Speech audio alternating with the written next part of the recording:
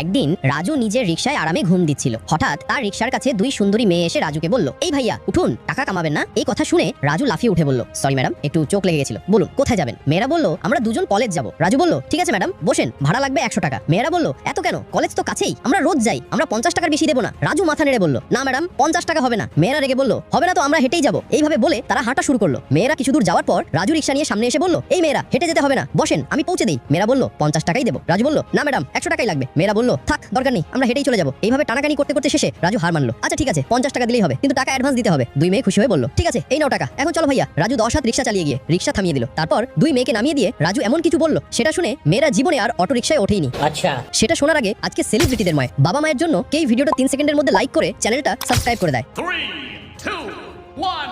তারপর রাজু বলল, ম্যাডামেরা আপনাদের কলেজে পৌঁছে গেছি। এক মেয়ে আরেক মেয়েকে বলছে, আরে আমরা তো এখনই চললা, এত তাড়াতাড়ি পৌঁছে দিল, এই রিকশাওয়ালার কাছে তো আমরা নিজেরাই লুটে গেলাম।